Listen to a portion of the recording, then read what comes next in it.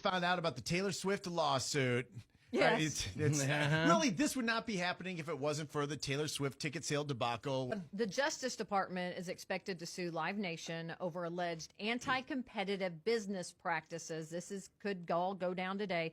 The entertainment company puts on concerts, sells tickets, owns venues, all via Ticketmaster. The lawsuit is expected to accuse the company of edging out competition and driving up prices. First of all, I was surprised back in 2010 even allowed them to do what they've done, because historically this country has broken up monopolies.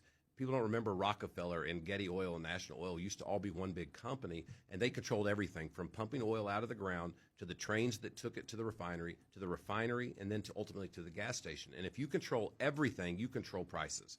And so they broke them up and said, you can't do that.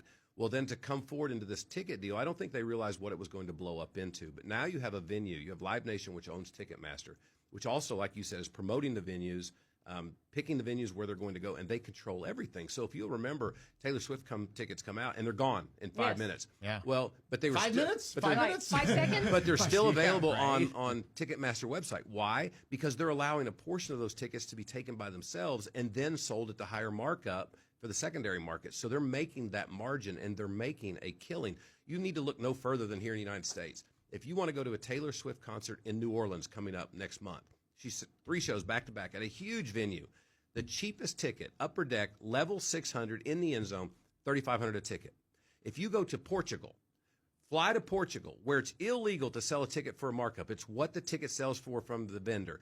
That same ticket's $88. Oh, my gosh. You can literally buy 2 coach plane tickets, fly to Portugal, enjoy a weekend in Portugal, and watch it there for the same price as what you're going to pay to go to New Orleans. So let's get on a plane. Let's go. You could, and if you don't have to believe me, get on StubHub and look at the tickets. In Portugal, the best seat is $150. Wow.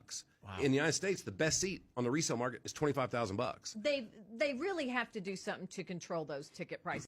Look, I've never had a problem, and I don't think anybody listening has a problem with an individual. You get on there and you buy 4 tickets to a concert, and then something comes up and you can't go. Resell the tickets, and if you can make a profit, okay, you make a profit. But when you get somebody like Live Nation who can release the tickets to themselves, to their own secondary market, and then list them back on Ticketmaster where they were listing them originally, but now at the higher market. If I was Taylor Swift, or if I was, pick your artist, and I was looking at all this happen, I mean, I would want that markup if I was that artist. I'd say, why are you able to do that? You're buying them at face value, and you're the one controlling the market and flipping it, and you're edging out the folks at the bottom that struggles to even buy a $150 ticket or $100 ticket or even $50 ticket. And there are other ticket brokers out there that flip tickets, but on a much, much lower level than Live Nation, who sold 650 million tickets globally last year because they control everything. Is this a stunt, or do you think this is eventually going to happen? Just to let everyone know, no matter what happens, we're still not going to be able to get Taylor Swift tickets, okay? No matter if it's a lower price or whatever, we're not going to be able to get them, okay? So the government can bring a lot of pressure to bear, but at the same time, recognize the government doesn't have the best lawyers. The best lawyers are going to be in private practice because they can make so much more money.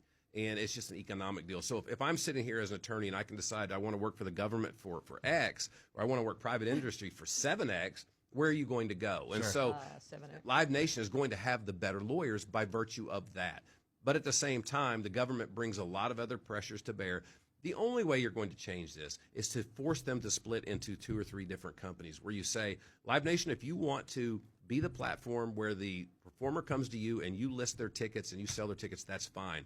But you can't also be the resale market, because all that's happening is, let's say 50,000 tickets go on the market, they just give 40,000. Their resale company buys 40,000 at face value and instantly relists them at 3 times money. You can't do that. You've got to break them into separate companies, or you're going to have the consumer, all of us, continue to pay a much, much higher ticket price. I think the new rule needs to be, if you're going to resell ticket, you got to stand outside in front of the venue. And Remember that? Clap 'em. Come on. With extra tickets, anyone? With the chance of being arrested. Yes.